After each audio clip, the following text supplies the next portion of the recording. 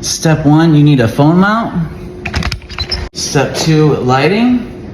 Step 3, wireless microphones. Make sure you put it somewhere where you don't bump it. Step 4, record in short clips that are organized. If your takes are too long, you'll be sitting there waiting literally hours for your content to upload or transfer. Here's the equipment I'm using in this video. I'm using a Hollyland wireless mic set. They're $120 on B&H Photo. Glamcore ring light with a phone mount in the center. However, I prefer kawaii lighting. Or you can just use the cheap $100 Neewer lighting on Amazon. Just make sure that it has a actual plug, not USB. If it only comes with USB, it's junk. If you don't have access to this equipment, then improvise. You can use any kind of phone stand or lean your phone up. You can use your Apple headphone. Huge improvement. So you use this microphone, which is an improvement. And if you don't have lighting, then you have to use lighting you find in your house or get creative and use things like setting up your iPad to shine on you or something. Whatever you need to do. The fundamentals remain the same. Improve the quality of your content. I'm shooting in cinematic mode on my iPhone, 30 frames per second and around f3.5, f4. This helps blur the background a little bit and the 30 frames per second closer to what they film in movies. I edit video on my phone. We're using 2 apps, the free version of VN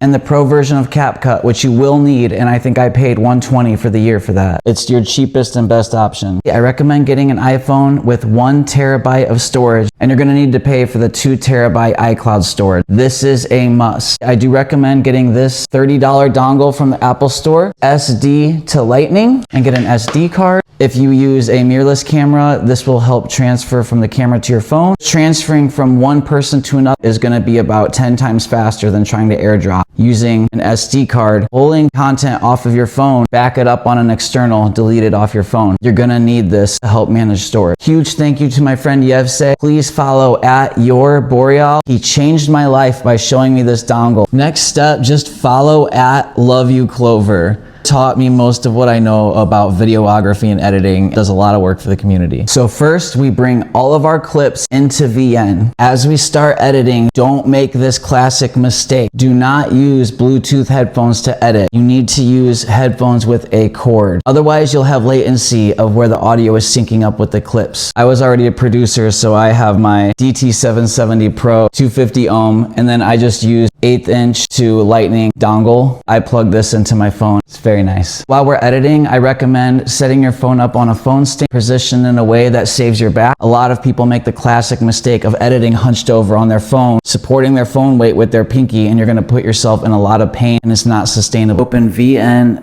wait through the ad. I only add 10 clips at a time, and then I'm gonna go back and add another 10. That way it doesn't take too long to load. And then normally you can see the audio track at the bottom, but it didn't work. So I went through and just cut the very end of each clip, and that made the audio track pop up. So that's just a workaround. Now, first thing I'm gonna do is just blast through and trim all of those spaces where there isn't talking. You can see it very clearly down there. So make a first quick run really fast, trim all of the gaps, all of the filler words. Then I'm gonna go through and adjust all of the volume for each individual clip to try to make it all around the same.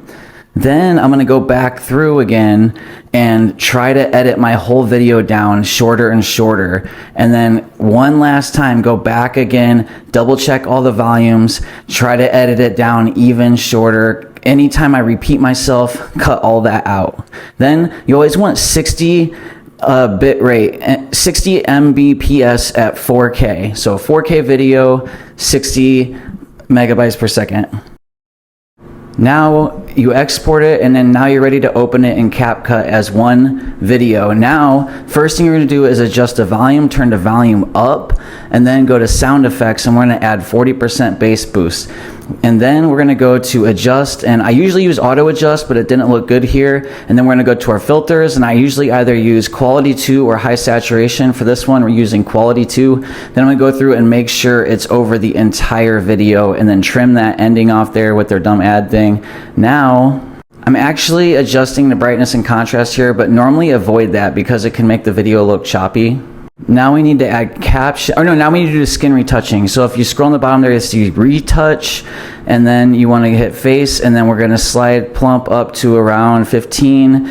even up to around 15, smooth to around 15, and then sometimes I'll do bright eye or dark circles to up around 15. You want to be really careful not to overdo it, and then white teeth again around 15, and then make sure to hit apply to all at the bottom there. Now I think we're ready to add auto captions, so we're gonna go back and then find the, actually a few more features you should know about. Here is like image stabilization, so if your camera's shaky, there if you need to isolate the voice, you can just remove, like isolate the voice, remove all the background sounds, so be aware of those features. So now we're ready for auto captions. Find the text button to open the caption area. Let's find a pro template that's easy to read. I usually like the yellow or purple and nothing too crazy with the animation. So we're gonna select one of those and then we're gonna hit generate. And usually it works pretty quick. And then as soon as that's done generating, we're gonna go through and then we're gonna have to check and edit every single one. The auto like spelling does a pretty good job, but you always are gonna have to adjust it. So first thing to do, I make it smaller and then put it there. See where I put my captions? That's like one of the only spots on the screen where there isn't other stuff from like, you know, showing where likes and comments are, etc., etc. So that's like always a safe spot right there. So now I'm just going through and fixing every single spelling on every single word. This is very important. Go through, because you don't want it to auto generate and say something crazy that'll get your video flagged and taken down. So because all TikTok, Instagram, whatever, they all like read whatever text is on the screen. So now you're all done, ready to export 4K, and then slide the code rate all the way up to high and hit export. And this might take like 15-20 minutes, and that's normal.